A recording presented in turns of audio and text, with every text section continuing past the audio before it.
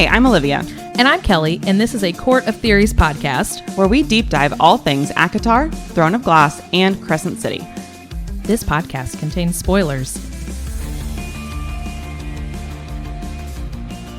I was just looking up Thea and Thur because I want to know the connection, since Bryce has her light and if Hunt is Thur. And I looked that up together to see what's going on. And someone has wrote out this whole theory. So I'm just going to read it to you. Did anyone else notice that Bryce is never told that Thea returned Adis's feelings? She assumed Thea did, but no one actually says that. She's only ever told that Adis loved Thea and that Thea's trust in him was her downfall. Okay, so this is by user Sarah Darling, Saera Darling. This is Sarah J. Mass's Stan account. I'm just kidding. This is on Reddit. How many does she have? I don't know. It just was funny because I said it out loud and it sounded like Sarah. It's Saera Darling. It probably is Sarah. It probably is pronounced Sarah. So this is a quote from the book. And this is actually Bryce talking to Apollo, I believe. And he says, another twitch of his mouth, "You do not trust us." Good. Thea did. It was her downfall. And Bryce says, the Starborn Queen? Yes, Adis is great love. Apollyon seems to dance around it when Bryce asks him if Theus and Adis were lovers. Bryce had to blink. I'm sorry, but please back up. You summoned me into this dream to tell me about how Adis, Prince of the Chasm, was the lover of Thea, the first Starborn Queen, even though they were enemies.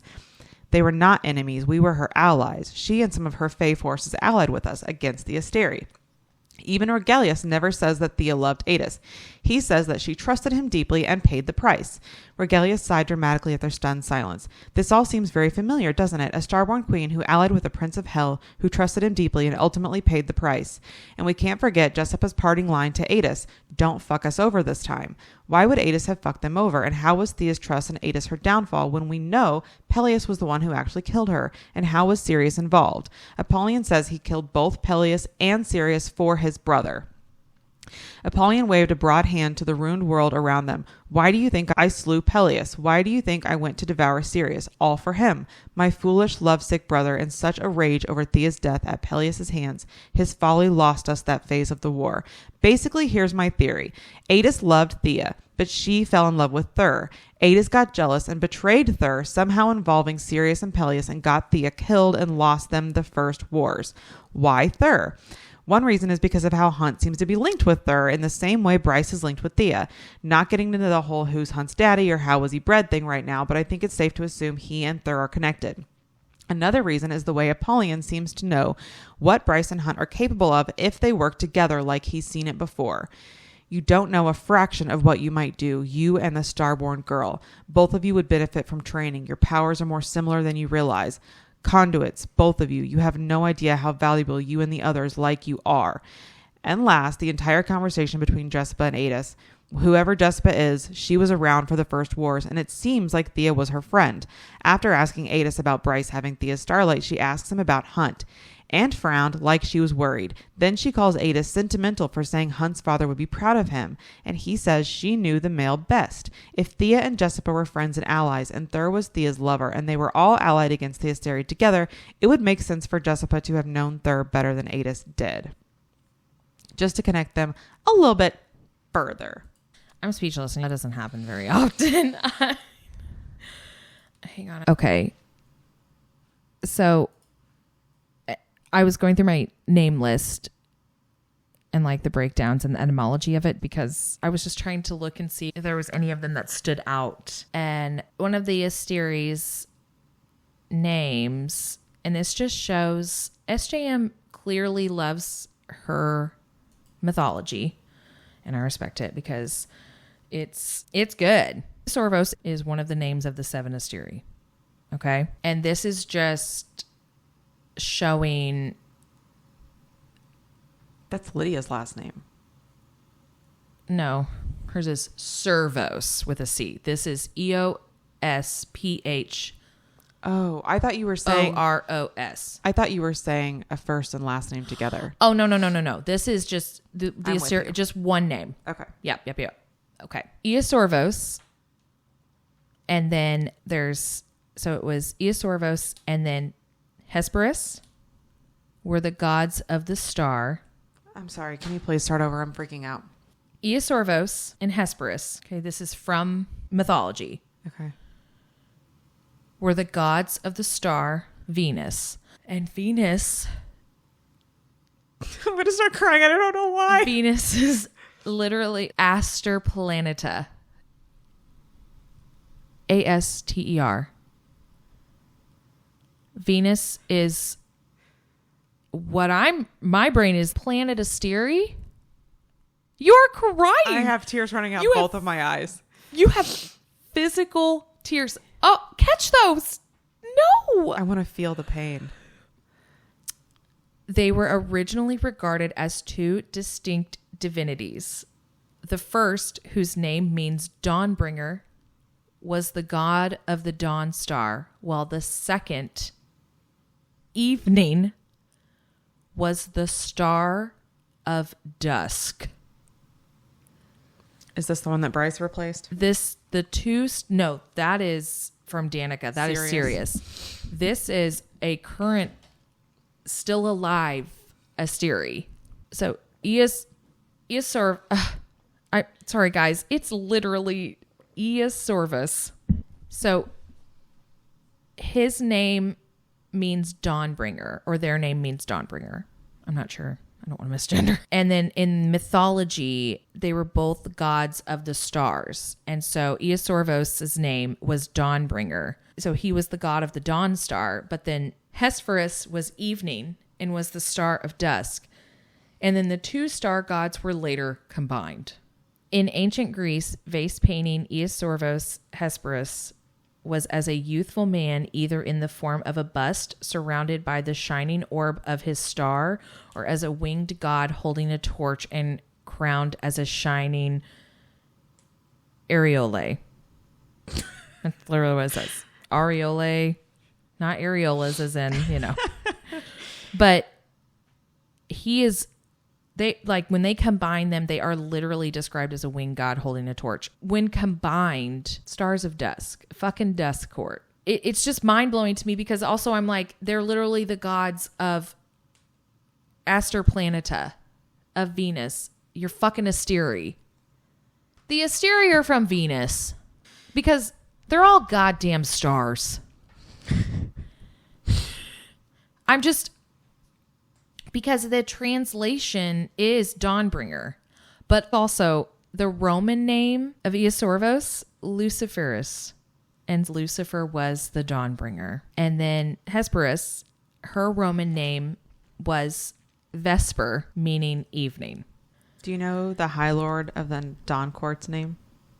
Thesan. Thesan was depicted on several Etruscan mirrorbacks, bearing a great pair of wings on her back, like many other Etruscan goddesses, especially appropriate to a sky goddess. One meaning of her name is simply dawn, in relation to the words thesi, meaning illumination. Interesting. I also accidentally found another theory that I find very interesting to pull all of this together. And this is powerful. It's from someone's blog, Off Tori Vendel. She says, powerful parallels between Bryce, Aelin, and Thea, as well as Feyre and Nesta. Who cares about those bitches? Right now, we're going to talk about Aelin. Because we have this whole time, we've been like, what? Why do we even have Aelin? She doesn't do anything. She's nothing there. She's a seer. Okay, let's talk about it. Okay.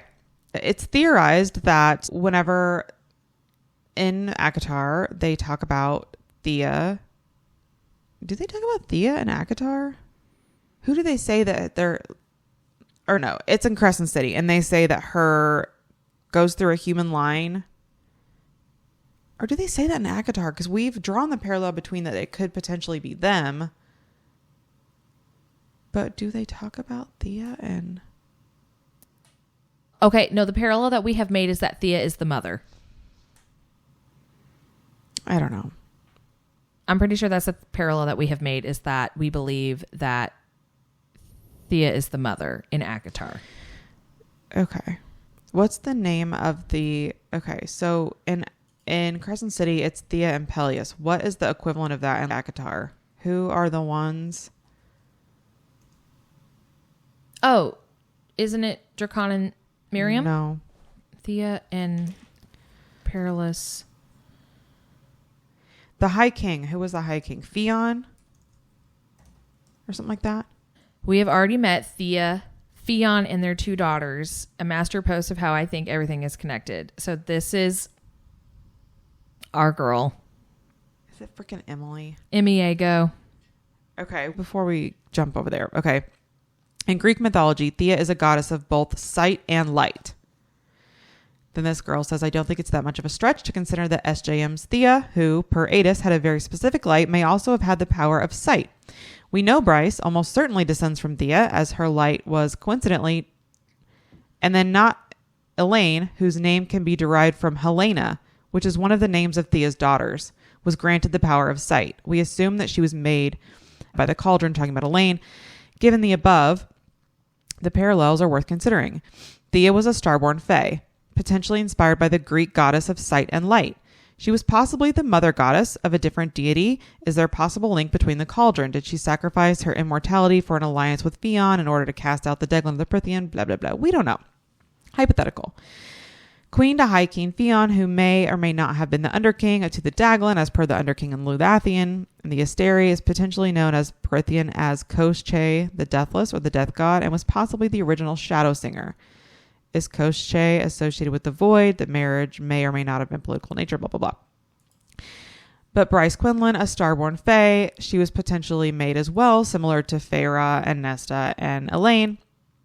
Anyways, she's got a connection to Hunt, which is the Umbra Mortis, the Shadow of Death, linked with the Void and Hell. He obviously shares those parallels with Thur. And then Elaine is potentially a starborn fae like her sisters, possibly in descent, if not the cauldron, or both could be true. She is a seer. She has the power of sight, potentially also from Thea. Is she a conduit of some sort of the mother, and do prayers help her activate those powers? We don't know. Cauldron maid. But very interesting that if we're talking about like Thea, who was loved by Adis, who was a prince of the pit, Bryce, who was loved by Hunt, potentially also linked with Hell, Shadow of Death, and Elaine, who is drawn to Azrael, who is a shadow singer who Bryce sees and thinks that she is in hell. Very interesting that Thea in Greek mythology is the goddess of sight and light. So could they be 2 pieces of the same person, essentially? I'm sorry. She's the goddess of what? Sight and light. And I'm sorry. Who is her mate? Thea? Elaine. Oh, fuck. Lucian? Being like... And who's his daddy? Helion? Oh, fuck. I'm so excited. Okay. I read something about Helios. Wait, no, because Greek goddess Thea, her son's name was Helios. She's a Titan. The Greek god... Oh, my God. Thea, Greek. Titan. Helios. I literally texted you about that today. She hooks up with her brother. Fucking gross. Yeah. Thea and Hyperion had 3 children. Eos, the dawn. Helios, the sun. And Selene, the moon. Helios is the sun. And the son of Thea. If Lucian is the son of... I can't even talk. I'm so excited. If Lucian is the son of Helion... and he is the light, and Elaine is the sight. Oh my God. Motherfucker. Are you crying now?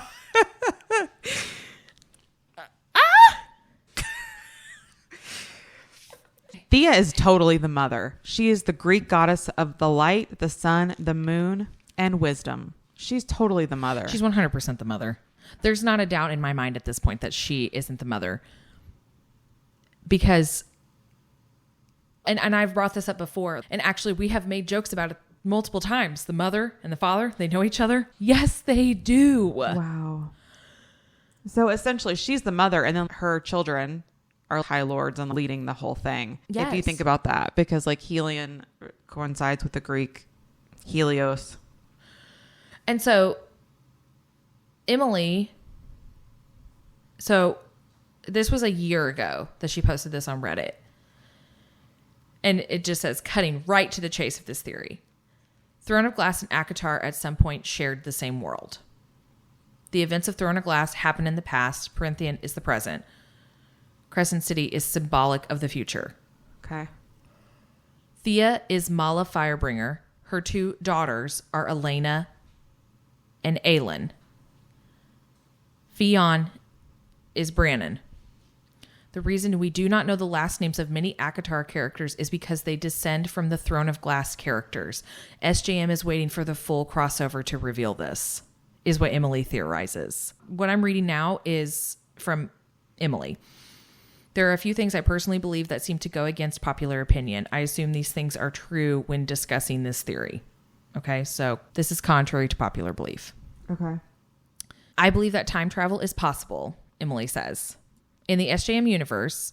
And I believe that when Aelin saw Prythian and Lunathian, she went forward in time. There's a bunch of evidence for this. For example, the harp singing that its power allows us to travel through space and eons, and that it is free from, quote, earthly rules and borders. In fact, when it comes to multiverse fiction, traveling between worlds almost always involves the manipulation of time. Okay. Which I know we like to say, but that in the Marvel universe. If we are just going to compare it to a multiverse, that in the Marvel universe, those manipulations of time. There's literally a movie with 4 fucking Spider-Men in it. Emily says, I also believe that the Asteri, Daglin, and Vogue are the same beings, that they're all Vogue. Okay. The most prominent proof of this lies with Lanthius. He states that he rode at the head of the Wild Hunt 15,000 years ago, i.e., he is part of the Daglin. Yet his true form was identical to that of a Valg prince, and he bled black blood. I think, okay. The trademark of the Valg. I think that, so 15,000 years ago, that's when the Asteri came to Midgard. I think that Midgard and Prythian are happening at the same time, because whenever Bryce goes to Prythian, she says she's tugged sideways. She's tugged across. And like, just going back, Emily says that Crescent City is symbolic of the future. And that's just because in like Throne of Glass and ACOTAR, like we've talked about, it's that cloak and dagger, which also, this is something that I don't think that we've brought up. They have Fey lights in ACOTAR. But that Crescent City is symbolic. They can just create them. Feyre creates Fey light to light up places where she is. Yeah. But Crescent City is just symbolic of the future because those are like your cloak and dagger, which in my mind, Fey light is like candlelight. Where in Crescent City, that is electricity. They're on a grid. They have cell phones. They have computers. They have the internet. And so that is how that is symbolic of the future. Now, whether or not that is manipulation of time, that they could be happening basically almost as a quote unquote parallel universe. Okay. 15,000 years ago, Emily personally believes that SJM is gearing up to write an epic multiverse series at the end of CC3 and ACOTAR 6, which will pave the way for it, in which Mantix and Orcus, which are Erewhon's older, much more powerful brothers, were the big baddies all along. And then she said, alrighty, let's get into it. Throne of Glass and ACOTAR at some point shared the same world, which we have seen in their maps. Mm-hmm. Their maps... You can lay them on top of each other. You can lay them on top of each other, which they are of the earthly map. SJM pulled the UK. Yeah. Prythian is the UK. And then you lay the Throne of Glass world on top of it. Yes. And it is also the UK. While Crescent City's map is just of the city. Yep. There is nothing that doesn't say that in however these time warps lay on top of each other, what if that is a future Terrasen? Because Terrasen, like we've talked about, is basically the old land. The Night Court and Terrasen lay right on top of each other. Exactly. But Aelin fell through, so she's falling down. Bryce falls across. If Crescent City is the Eternal City, or is near the Eternal City, and the Eternal City is Rome, then potentially Crescent City is still in Europe, but not the UK, essentially. So what I'm thinking is, and then just us bringing up the map, which I will link all these maps in the show notes, just so everybody can see. If you don't remember, if you don't have a physical copy of your book that you can pull out, I will have the links to all of those maps. What if, since we're always theorizing about the Dust Court, which we have theorized that is the prison, and which is now across the way, what if it's over on that side of the map? Because if she falls sideways, so if Terrasen sits on top of the Night Court, Crescent City is over by the prison, because allegedly the prison is the Dust Court, and that Crescent City sits in what would be a futuristic, what I see in my head as a dystopian UK. Emily just says this is already suggested as canon, and surprisingly, I haven't seen anyone talk about it. Now, again, this was a year ago that she posted this on Reddit. She has pulled, I almost said she has pulled scripture. She has pulled and highlighted in Crescent City. And I'm not really sure who is saying this. It is just a full thing. Okay, so it says, your breed dwelled in a lovely, verdant land, rich with magic. And then she says, I think most agree that this is referring to the Akatar world, which actually my brain went more towards Throne of Glass, just with rich with magic, especially once Aelin unleashes her beast. But it could be either one. Then it says the Midgar shifters were Fae from a different planet. All the Fae in that world shared their form with an animal. And so then this is presumably Throne of Glass. Because no one in the Akatar world, while yes, they have beast forms, no one has a true animal form like Rowan does or Fenris, where they actually morph into hawks, wolves, true animal forms, not just Tamlin's wild beast form. And then it says, perhaps they once shared a world with your breed of Fae. Regalia straight up suggests that at some point the Akatar and Throne of Glass characters shared the same world. Narratively speaking, why would SJM include this detail? Why does she do what she does? To fuck with us. If she intended to keep these two worlds separate, then it makes zero sense to mention this. And so Emily's, so what is going on? There's also a bunch of evidence to suggest that Throne of Glass is the past of Akatar, and that Ornith equals Valaris, and that all of these points can be expanded on in great detail. But I'll keep it brief. Girl, I don't want you to keep it brief. Okay, so firstly, Terrasen and the Night Court share many details, which we literally just said that Terrasen sits on top of the Night Court. They are both in the north. Queen of the North. Oh, no. You know what? Just hold on. Also, Sophie is a bitchin' mom, and the north remembers. Sidebar. They are both surrounded by mountains of snow and pine. Valaris smells like lemon verbena. Aelin's scent is lemon verbena. Does everybody have a natural good smell? I don't know. I'm jealous. We just smell like trash. I don't want to. Because you dumpster dive for your furniture. It's one of the nicest chairs I own. Okay. In the very final pages of Kingdom of Ash, Rowan predicted how Aelin would transform Ornith into a better place. He described it as, quote, the halls restored to their splendor, the river, God bless it, quote, the halls restored to their splendor, the river sparkling beyond. He has also stated that he could picture the, quote, laughter of children in the streets. Oh, God. That's what they say about Valaris. When Feyre steps out into Valaris for the first time, the first thing she remarks is the children laughing in the street. And it is what Lucian first notices too. At last, Lucian looked at me, at us. He said, there are children laughing in the streets. I blinked. He said it with such quiet surprise, as if he hadn't heard the sound in a long time.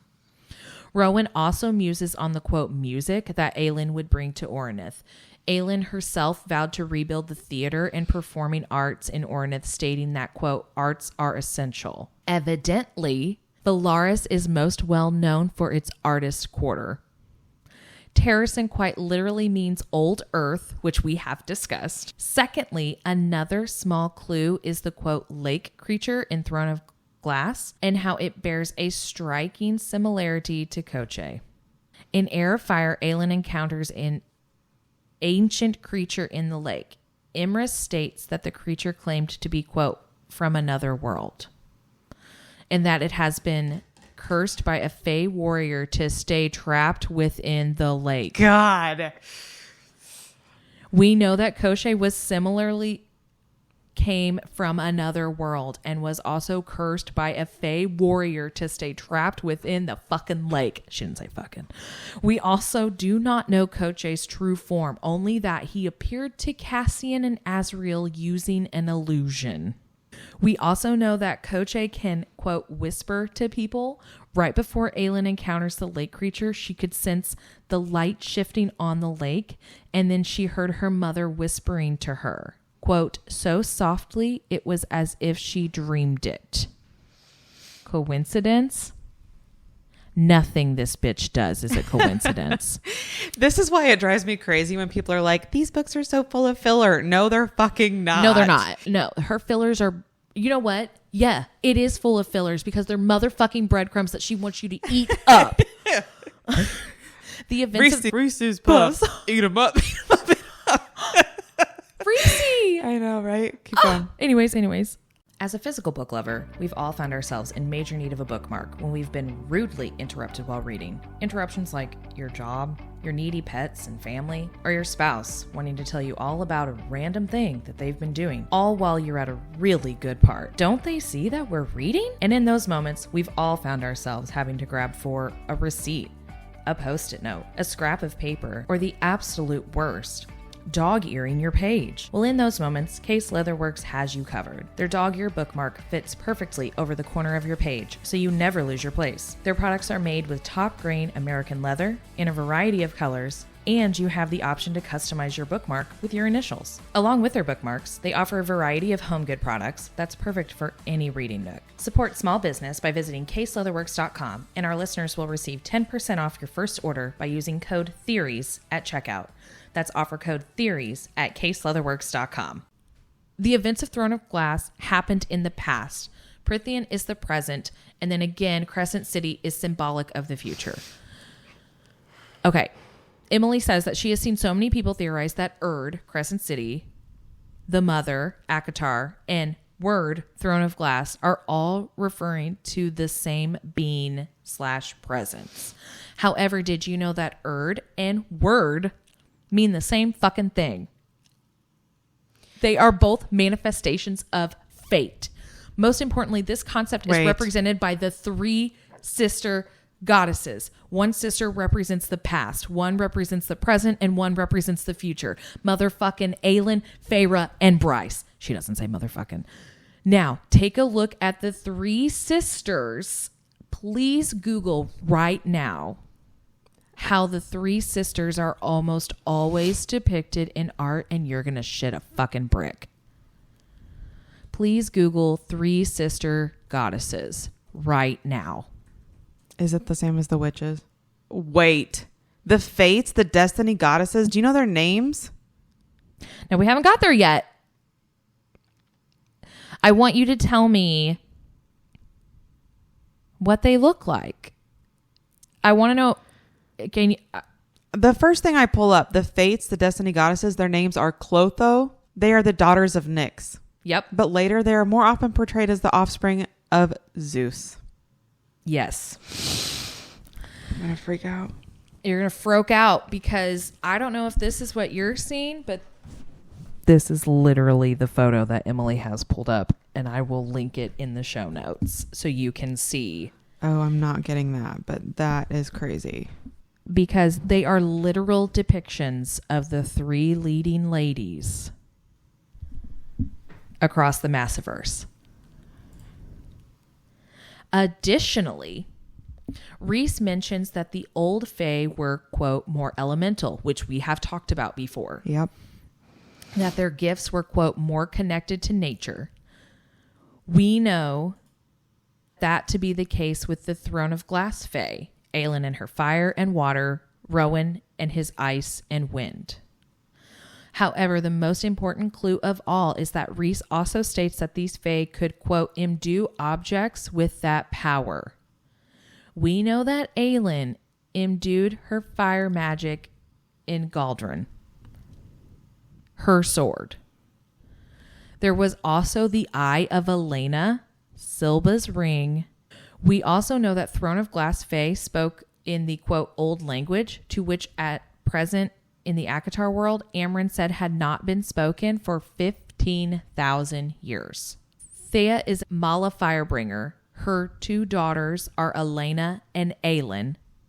Fionn is Brannon. For this entire theory to work, the story of Fionn, Thea, and Peleus, as told in Akatar and Crescent City, all need to match up to the events of Throne of Glass. She said, I can admit that the matching isn't 100% seamless, but there are also too many coincidences noted for it to be completely cast aside.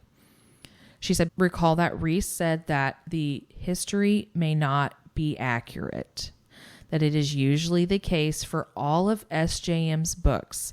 The history we are fed is usually a lie. That's like also just a sidebar currently in Silver Flames, how Gwen was talking about or telling Nesta for the first time about the Valkyrie, and that all they know is from what they have heard, that there is nothing written down. So basically the past that they have written down, who knows how much of that is a lie. But anyways, so then it says it's a terrible history and much of it might be elaborated myths. And so she says, historical event number 1, the Daglan ruled the world and Fionn overthrew them. As stated before, I believe that Daglan are the Valg. Even in the history book that Rhys pulls out, the picture description of the Daglan matches the picture of the Valg that Yrene finds in Tower of Dawn. Also, Yrene's a bad bitch. I'm just saying. And she says, as such, Emily theorizes that the, quote, wild hunt is referencing the Valg reign and the terror they inflicted over Aurelia. Evidence of this, during the wild hunt, the Daglan created a number of beasts to terrorize the Fae. We know the Valg did this. The, quote, hounds were an important feature of the wild hunt, and evidently the Valg created the word hounds. However, Nesta also suggests that the, quote, hounds used in the wild hunt were onyx-scaled beasts. Depicted in the hewn city. Which is near the exact description of the wyverns, also created by the Valg. In Celtic mythology, from which SJM draws a large amount of inspiration from, which we have found out just looking at the etymology of the names. The leader of the wild hunt is, and I'm probably going to pronounce this wrong, Aron, which when you say that name verbally sounds just like Erawan, and it's spelt Arawn. Although the time period described in Rhys's book could refer to a number of different Valg-related events, Emily believes that it is referring to the First Valg War, where all 3 Valg brothers infiltrated and terrorized. And now I'm getting so excited I can't talk. Aurelia, wanting not only to conquer, but to find Maeve. However, it was Brannon, the bastard-born Fae warrior, who banished Orcus and Mantix, but leaving Erawan behind. Although Maeve evidently helped in this, history predominantly remembers this as Brannon's victory. Also, a bastard-born Fae warrior. Cassian. Brannon and the others beat you into oblivion once, she said, though her lungs were burning. We can do it again. Thus, Brannon, the Fae warrior who rid of the Valg, equals Fionn, the Fae warrior who rid of the Daglan. Although Brannon was never given the title of High King, he certainly had the power of one. Although he ruled in Terrasen, he gifted Adarlan to Elena and Gavin and gave the western wastes to the witches. This suggests that Brannon had control over the majority of Aurelia.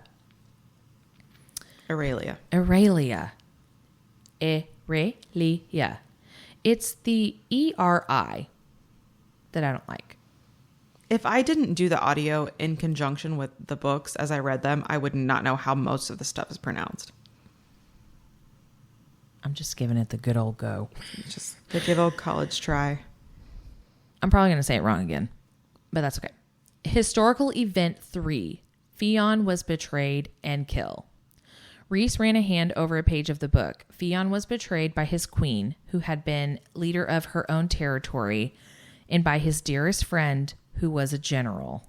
They killed him, taking some of his bloodline's most powerful and precious weapons. Sorry, I just immediately thought about Isaiah being a general.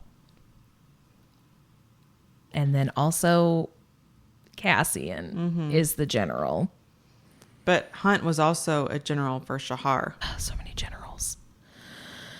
So many winged babes. Okay. It seems that most people assume this passage to be talking about Thea and Peleus killing Theon. However, something doesn't add up with that. Peleus was Thea's general, not Theon's. And it states that it was Theon's own general that killed him. If we are to believe Thea is a good person, as Regilius states she opposed the Asiri, why would she team up with Peleus, who supported the Asteri, to kill Theon, who tried to rid of the Asiri? So Peleus supported this Asteri, and Theon tried to get rid of them. However, if Theon is Brannon, this passage can only be referencing two scenarios. Maeve and Athril. Stay with me. Athril was Brannon's, quote, dearest friend, and also Maeve's lover. Maeve was, quote, his queen, as Brannon used to live in Dorinel, and was evidently the leader of her own territory. Perhaps this account here is a skewed version of what really happened. Brannon/Theon didn't die, but he was betrayed by Maeve and Athril as they were lovers during the situation with the word keys. The second scenario, Elena and Gavin. Brannon was betrayed by Elena and Gavin when they misused the lock to seal Erewhon, ruining his plans.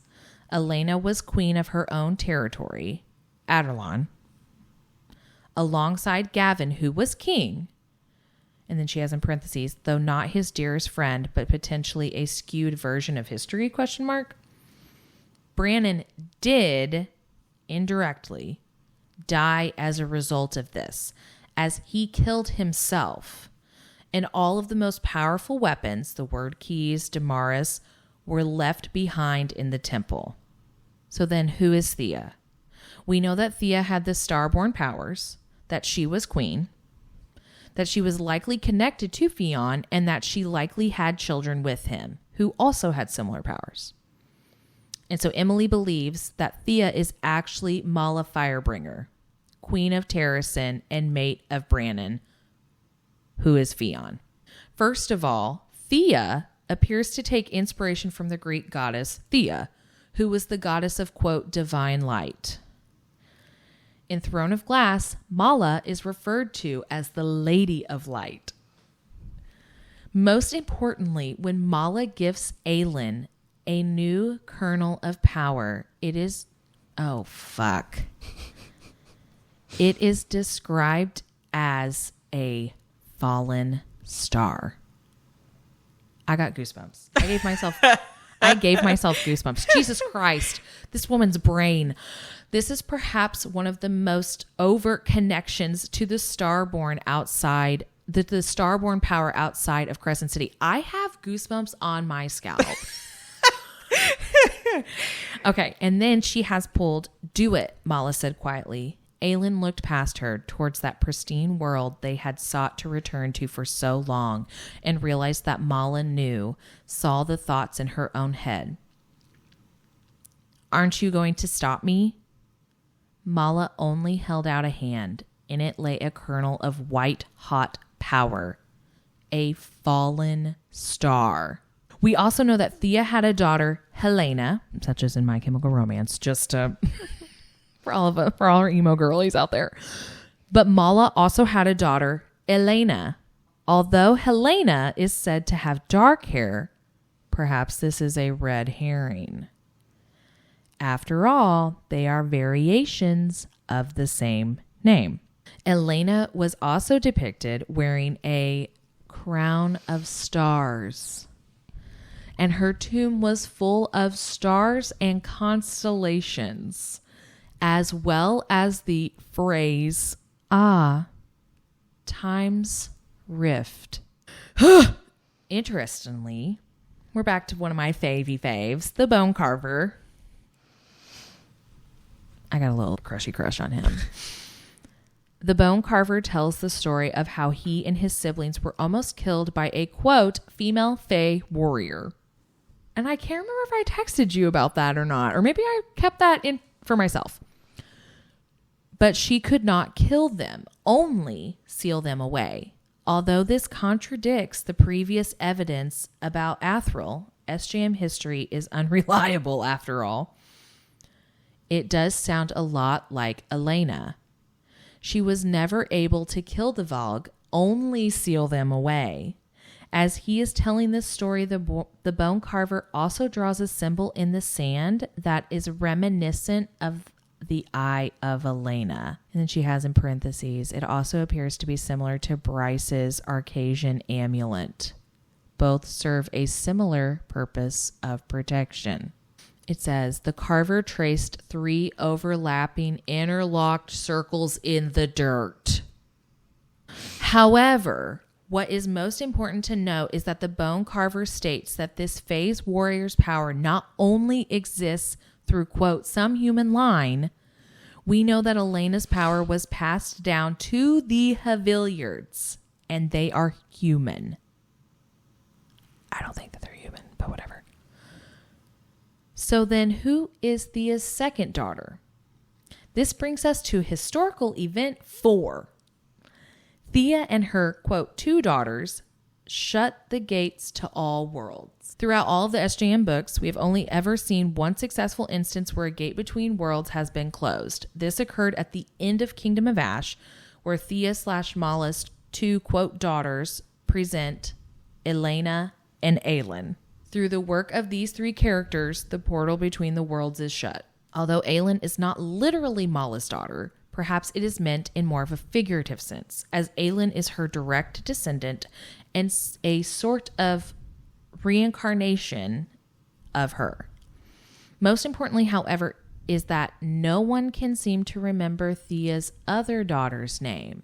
However, Aelin is nameless, and nameless is her price. Shut up. I got goosebumps again. I do too. And Emily says, isn't that, and then she has italicized, too weird of a coincidence. When talking to Bryce about this event, Regalia says this, you will undo the actions of one ignorant princess 15,000 years ago. And do you know when I first read this, I was like, Aelin? Because she was just so reckless. And then it says, she says, does this not sound like he is talking about either Elena or Aelin here? Because also Elena was a dumbass as well. I said it. She great, but she a dumbass. But also that goes with what we said earlier about the Princes of Hell and how they were the downfall of Thea. So he's obviously trying to misconstrue history. Mm-hmm. If Aelin locked them out, he's trying to convince Bryce that it was the wrong thing to do. Yeah. Regalius also mentions that Thea and, quote, her people made it across to Midgard. Perhaps this is referring to the gods/goddesses that Aelin sent through the rift. Perhaps they didn't die. Is this why Luna in Crescent City is near identical to Deanna of Throne of Glass? This also suggests that Peleus is Gavin, Elena's husband, who Brannon hated. We know that Gavin's spirit still existed somewhere, as Elena was never able to reunite with him. Perhaps he did have a hand to playing in killing Mala Thea in the next world. Or, what is even more likely, is that it's all myth. And whatever Mala Thea got up to in Midgard with the Princess of Hell, events of which we have no detail about, speaks more to all of this. However, what is most key about Peleus being Gavin is that it could explain why Dorian, Rune, and Rhys all look alike. The most crucial point, although the above timeline of events isn't 100% perfect, but honestly, when is any history account ever 100% perfect? It's always misconstrued by who's ever telling the story. And it's always one of those, and I see it a ton on like Bookstagram and stuff, that is the good guy always the good guy, and is the bad guy always the bad guy, or is it just who's ever telling the story? Mm-hmm. And then it says, okay, so even though the events aren't 100% perfect and relies on the fact that the history we have been told is somewhat false, which I do believe that there are events that have been misconstrued and are not true. There is one key part that ties it all together, and Emily says that I just cannot ignore. If Brannon and Mala had children, and Bryce is their descendant, it cannot be a coincidence that Bryce's physical description is near identical to Brannon's. Brannon had, quote, brandy-colored eyes. Bryce has, quote, whiskey-colored eyes. Brannon had red hair. Bryce has red hair. Both are described as having, quote, golden skin. Further, it is presumed that Bryce and Rune inherited the starborn powers from their father's line. What power does their father have? Fire, just like Brannon. Cormac, who is also connected to all of this, as Bryce's star glows for him, also, curiously, has fire powers. The reason we do not know the last name of many ACOTAR characters is because they descend from the Throne of Glass characters. All of this accumulates to Emily's final point. I do not think it is a mere coincidence or oversight that SJM has not revealed the names of most ACOTAR characters. If there is no plot twist involved, then it makes little sense to omit this sort of detail. And we've talked about that. Mm-hmm. Honestly, we've talked about that so much. You saying that Rhys's last name is Moonbeam, which if we're overlapping with Throne of Glass, question mark, what if his last name is Haviliard? I was just thinking that, but then I was thinking Rune Dannon. Rune Mannon. Dannon is the name of a mountain range on the Throne of Glass maps. Where is it on the Throne of Glass maps? Because I swear to fucking God, if it's like Illyrian Mountains, bitch, I'm going to lose my mind. Also, do you like how I tried to connect Dannon and Mannon? No. Is this... Wait. Oh, my God. Not more surprises. Hang on. Give me what you got. Hang on. It's Rune Mountains. RUHN Mountains are in... Where are they? Throne of Glass. Where are they on the map? How far north are they on the map? They're not north. They are... Oh, they're not north? To the east. Damn. Oh, no. Rune Mountains are right by Endovir, under Terracin, in Otterlin. So if you're looking at the ACOTAR map, let's see. If you tell me that shit's in the Autumn Court where all this fucking fire's at, I'm going to lose my shit. No, it's not. Okay. It's more Terracin, to me, looks like, which the mountain ranges don't exactly line up. But again, yes, that is her map, but it's also, if we could always fall it back on how it's interpreted. Whoever's telling history. I don't want to be totally wrong, but it could potentially be the Night Court. The reason that I was asking was because, I mean, there's just... Like right where Valaris is. Could potentially be the Rune Mountains. Those are the mountains that fucking surround Valaris. Yeah, possibly. Well, and the way that these maps are drawn... I'm going to keep going with the last names while you look at that. Okay? Okay. Again, makes little sense to omit detail, especially because we get some last names, but then we don't get some of others. Emily goes, and this is the lady who named her main character Aelin, Ashriver, Whitethorn, Galathinus. Galathynius. Galathinus. Galathynius. Aelin. What's the second one? Ashriver. Aelin, Ashriver, Whitethorn, Galathynius. That's how they say it in the thing. Oh, my brain says. I'm just telling you. She says, there's just no way that last names have been forgotten for ACOTAR. As such, I believe that ACOTAR characters, namely the High Lords, we don't know any of the High Lords' last names. Not outside of Baron Van Sarah. Any of the ones that matter. Namely, the High Lords descend from the Throne of Glass characters. This is why their names are kept secret. She said, I have theorized for days about what court descends from the Throne of Glass lineage, and here are some that I think are super obvious. Oh, this one's a duh. You're going to smack yourself in the head. Winter Court is the Whitethorns. Duh. Whitethorns have the power of ice and wind. They also have silver hair. These are all attributes of the Winter Court. Spring Court, Lysandra and Aedian's lineage. Shifting powers. She literally lines up Aedian right next to Tamlin. And Dawn Court. She has Yrene, healers. Thesson has the same physical description as Yrene. Her book is Tower of Dawn. Yep, that's it. Night Court. She says, I feel like Aelin and Rowan need to be involved here. But Manon and Dorian's lineage fits too perfectly. What have we been saying?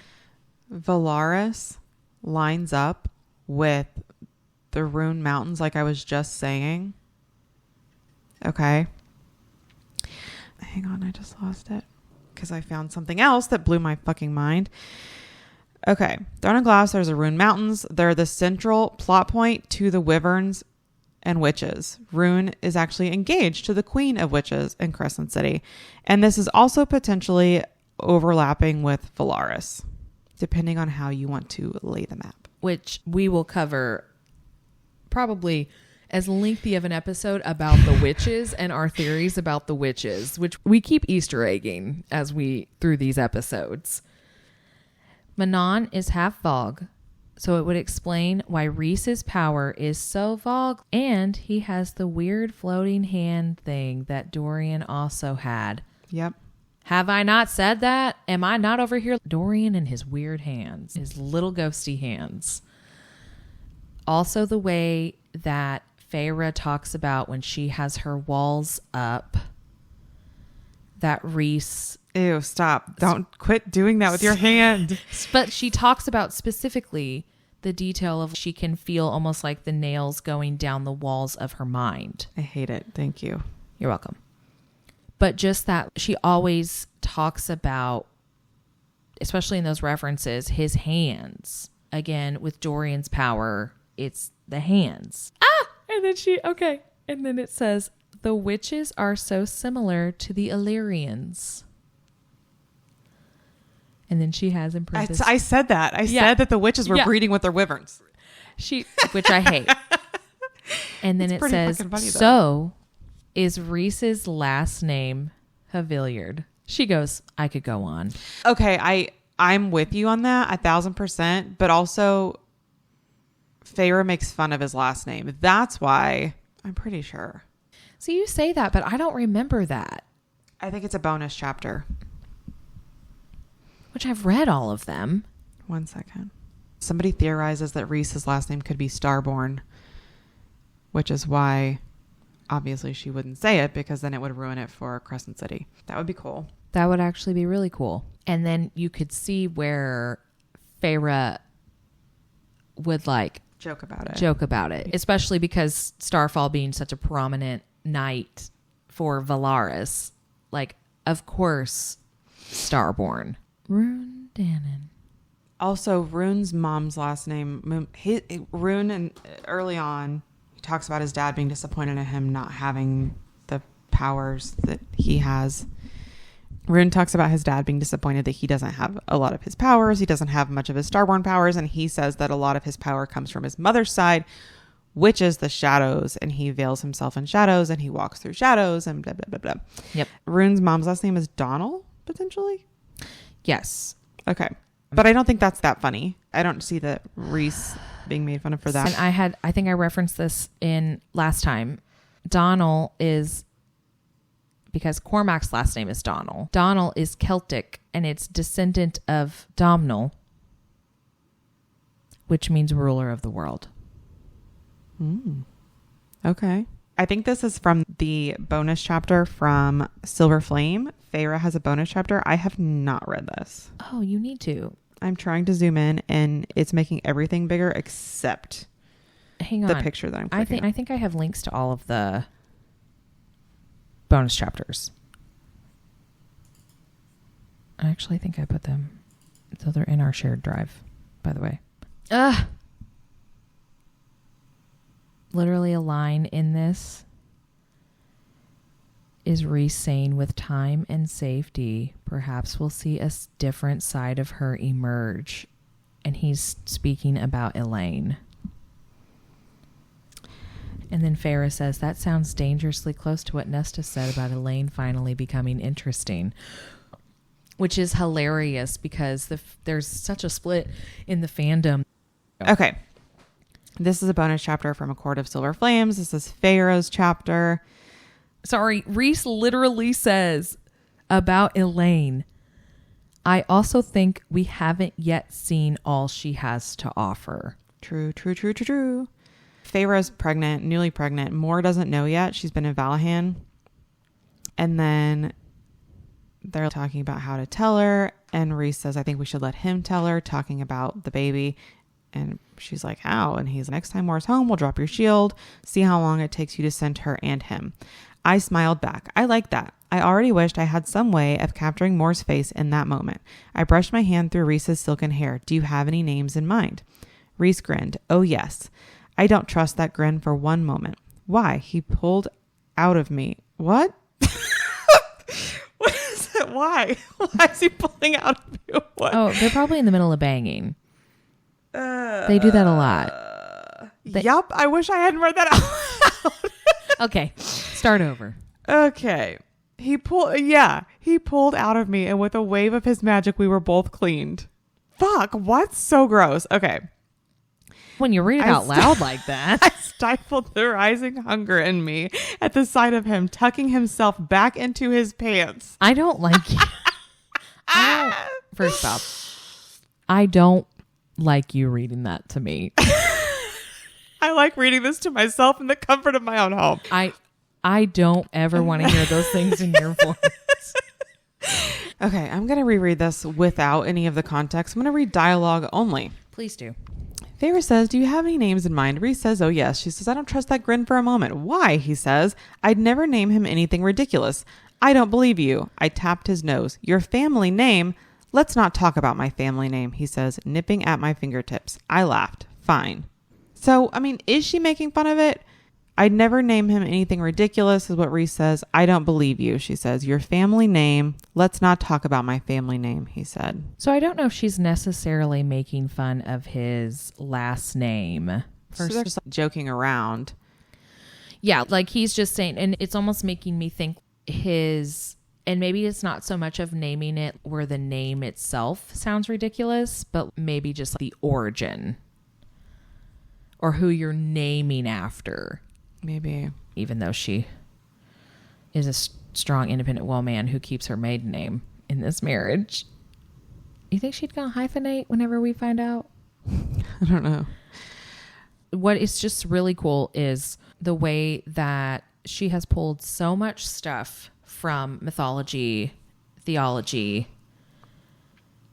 the way that she takes the time and the patience to use etymology in the names that she gives these characters, and looking at them in the grand scheme of things and the possibility of what their names could not only mean straightforwardly, but also the context of their names given certain situations. How deeply these three worlds are truly ingrained together is insane. The mapping is insane. The parallels that she has drawn are insane. I already found so much more shit linking Thea and Zeus and Thur. I need to map all of this out because it's a lot. Okay. A lot. Okay. So, Reese's last name is Starborn. Starborn, Darling, Moonbeam. That's beautiful. If Aelin could have 7 last names, why can't Reese? Exactly. And you know what? I love Donald. it. I love it. I love it. But thanks for listening. Become a patron and pay your Springport tithe to support the show for exclusive content, a patron of the week shout out, and some goodies whenever you sign up. Email us your froked out theories at accordedtheories@gmail.com. Okay, thanks. Love you. Bye. Love you. Bye.